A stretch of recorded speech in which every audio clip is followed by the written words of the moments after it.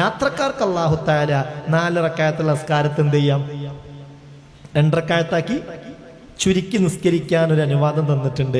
അത് വലിയ യാത്രക്കാണെങ്കിൽ അതാണ് അഫ്ളൽ. അത് യാത്രക്കാരനുള്ള ഒരു പരിഗണനയാണ്. 4 റക്അത്തുള്ള നിസ്കാരത്തെ 2 റക്അത്തായി ചുരുക്കി നിസ്കരിക്കുന്നതിനാണ് എന്ത് പറയാ, ഖസ്ർ എന്ന് പറയാ. നമ്മൾ ഇവിടുന്ന് തിരുവനന്തപുരത്തേക്ക് പോവാൻ, അല്ലെങ്കിൽ ഉംറയ്ക്ക് പോവാൻ, ഹജ്ജിന് പോവാൻ, അല്ലെങ്കിൽ മറ്റേതോ രാഷ്ട്രത്തിലേക്ക് നമ്മളിങ്ങനെ സന്ദർശിക്കാൻ വേണ്ടി പോവാൻ. എന്നാൽ നമ്മൾ യാത്രയിലാണ്. തിരിച്ച് നമ്മൾ വീട്ടിലേക്ക് എത്തുന്നത് വരെ നമുക്ക് എന്ത് ചെയ്യാം, 4 റക്അത്തുള്ള നിസ്കാരത്തെ 2 റക്അത്തായി ചുരുക്കാം. അതിന് ഖസ്ർ എന്ന് പറയും. എന്നതുപോലെ ഒരു നിസ്കാരത്തെ മറ്റൊരു നിസ്കാരത്തിന്റെ സമയത്തിൽ ചേർത്തി നിസ്കരിക്കുന്നതിന് എന്ത് പറയും, ജംഅ് എന്ന് പറയും. ളുഹറിനെ അസ്റിലേക്ക്, അല്ലെ അസ്റിനെ ളുഹറിലേക്ക്. യാത്രയിലാണ്, ളുഹറിന്റെ സമയത്ത് നീ നിസ്കരിക്കാനൊക്കെ സൗകര്യമുണ്ട്, എന്നാൽ പോലും ആ സമയത്ത് നിസ്കരിക്കൽ നിർബന്ധം ഇല്ല. ഞാൻ ഈ ളുഹറിനെ അസ്റിലേക്ക് പിന്തിച്ച് ജംആക്കി എന്ന് നിയ്യത്ത് ചെയ്താൽ ഒരു വിരോധവുമില്ല. ആ അസ്ർ നിസ്കരിക്കുന്നതിന് തൊട്ട് മുമ്പ് എന്ത് ചെയ്താൽ മതി, അസ്റിന്റെ സമയത്ത് ളുഹർ നിസ്കരിച്ചാൽ മതി. അല്ലെങ്കിൽ ളുഹറിന്റെ സമയത്ത് തന്നെ അസ്റിന്റെ സമയത്ത് ഇപ്പൊ യാത്രയിലാവും, അപ്പൊ നിസ്കരിക്കാൻ സൗകര്യം സംവിധാനമൊക്കെ ഉണ്ടാവുമോന്ന് അറിയൂല. അതുകൊണ്ട് ആ അസ്റിനെ ഇപ്പൊ തന്നെ നിസ്കരിക്കുന്നു എന്ന് പറഞ്ഞ് ളുഹർ നിസ്കരിച്ച ഉടനെ തന്നെ എന്ത് ചെയ്യാം, ഇതിന്റെ കൂടെ തന്നെ സലാം വീട്ടി അസ്ർ നിസ്കരിക്കാം. പക്ഷെ ആദ്യത്തെ നിസ്കാരത്തിൽ നിന്ന് സലാം വീട്ടുന്നതിന് മുമ്പ് അടുത്ത നിസ്കാരത്തെ ഞാൻ ഇതിലേക്ക് ചേർത്തി നിസ്കരിക്കുമെന്നൊരു നിയ്യത്ത് മനസ്സിൽ ഉണ്ടാവണം. ആ ഒരു നിയ്യത്ത് മനസ്സിലുണ്ടാവണം. അങ്ങനെ ജമ്മാക്കി നിസ്കരിക്കാം. ഒരു നിസ്കാരം തന്നെ ജമ്മും കസ്റും ആക്കിയിട്ട് നിസ്കരിക്കാം. ഇപ്പൊ ളുഹറിന്റെ സമയത്ത് 2 റക്അത്ത് ളുഹർ നിസ്കരിച്ചു, ഉടനെ തന്നെ അസ്ർ 2 റക്അത്തായി മുന്തിച്ച് ജമ്മും കസ്റും ആക്കിയിട്ട് എന്ത് ചെയ്യാം, നിസ്കരിക്കുക. അതിനൊക്കെ ഇളവുണ്ട്, ശറയിൽ ഇളവുണ്ട്. ഇങ്ങനെ യാത്രയിലല്ലാതെ തോന്നിയതിനൊക്കെ നിസ്കാരം കളാക്കുക. വീട്ടിലൊരു സൽക്കാരം ഉണ്ടെങ്കിൽ അന്ന് പലർക്കും എന്തില്ല, നിസ്കാരമില്ല. കല്യാണ ദിവസം വരനിൽ നിസ്കാരമില്ല, വധുവിന് നിസ്കാരമില്ല. സുബ്ഹാനല്ലാഹ്. സഹോദരാ സഹോദരി ശ്രദ്ധിക്കണം.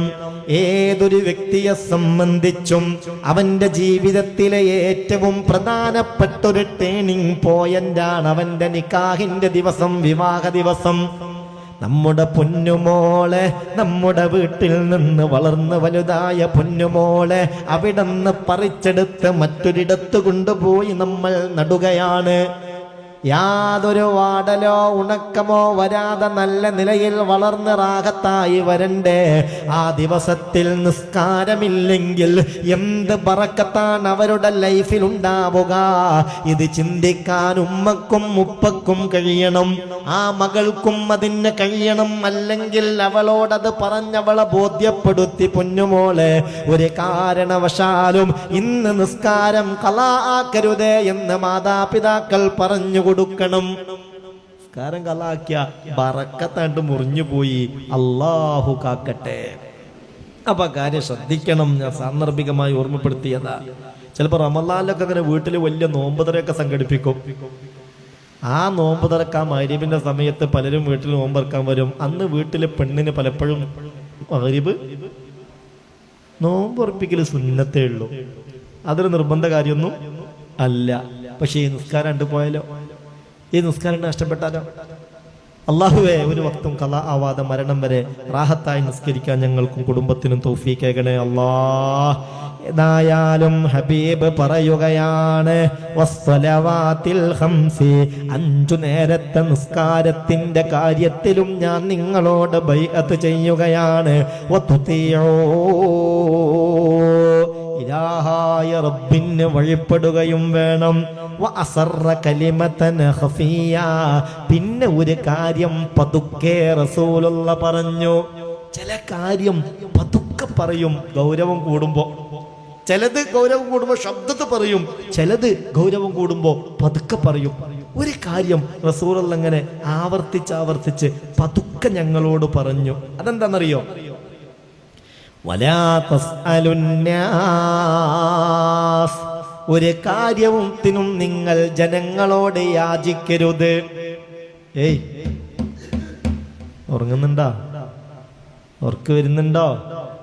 ഒരു കാര്യം എന്ത് ചെയ്യരുത്, ജനങ്ങളോടൊരു യാചനയായി അപേക്ഷയായി നിങ്ങൾ ഇങ്ങനെ പോകുന്ന രീതി നിങ്ങൾ സ്വീകരിക്കരുത് എന്ന് ഞങ്ങൾ 9 ആളുകളുണ്ട് റസൂലുള്ളാഹിന്റെ ഹദ്റത്തിൽ ഞങ്ങളോട് പതുക്കെ ഗൗരവത്തോടുകൂടെ ഓർമ്മപ്പെടുത്തി മുഹമ്മദ് മുസ്തഫ സല്ലല്ലാഹു അലൈഹി വസല്ലം.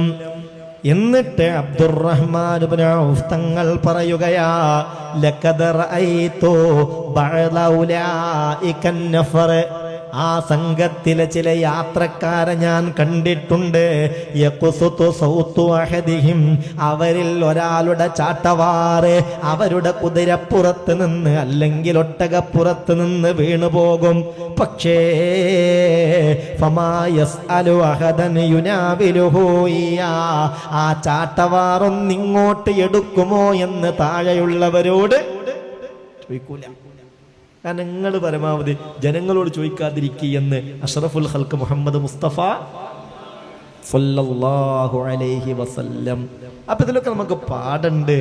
എന്നാൽ അതിന്റെ അർത്ഥം ആരോടൊന്നും ചോദിക്കരുത്, അത് ഹറാമാണെന്നാണോ? അല്ല, നമ്മൾ ആശ്രയിക്കേണ്ടത് ആത്യന്തികമായി ആരെയാണ്? അള്ളാഹുവിനാണ്. പിന്നെ പരമാവധി നമുക്ക് കഴിയുന്ന കാര്യങ്ങളൊക്കെ നമ്മൾ ചെയ്യൽ തന്നെയാണ് ഖൈർ. ചില ആളുകളുണ്ടാവും എല്ലാത്തിനും ഇങ്ങനെ താങ്ങാൻ ആള് വേണം, എല്ലാത്തിനും താങ്ങാൻ ആള് വേണം. ആ കത്തിൻ്റെ എടുത്ത, ആ സ്പൂണിങ്ങെടുത്ത, ആ കയ്യിലിങ്ങെടുത്ത, സംഗതി ഒന്നുമില്ല, അത് എടുക്കേണ്ട പണിയേ ഉള്ളൂ. ഒട്ടപ്പുറത്താ ഉണ്ടാവുക. എന്നാലും അതിനേക്കാൾ ദൂരത്തുള്ള ആളോട് ഇക്കാരം വിളിച്ചു പറയുക, അതിൻ്റെ എടുത്ത, ഇതിൻ്റെ എടുത്ത, മറ്റേ എടുത്ത, ആ പാത്രം എടുത്ത, ഇങ്ങനെ ഇങ്ങനെ എല്ലാത്തിലും ഇങ്ങനെ എടുത്താന്ന് പറഞ്ഞ് മറ്റുള്ളവരോട് പറയുന്നത് അതൊരു ഖൈറായ സംഗതിയാണോ? അല്ല. അപ്പൊ ചുരുക്കത്തിൽ ആ കാര്യത്തെ, യാചനയെ ഇസ്ലാം പ്രോത്സാഹിപ്പിച്ചിട്ടില്ല. എന്നാൽ അങ്ങനെയൊക്കെ ആണെങ്കിലും ഒരാൾ വന്നിട്ട് നമ്മളോട് ഞാനൊരു ബുദ്ധിമുട്ടിൽപ്പെട്ടിട്ടുണ്ട്, എന്നെ സഹായിക്കണേ എന്ന് പറഞ്ഞാൽ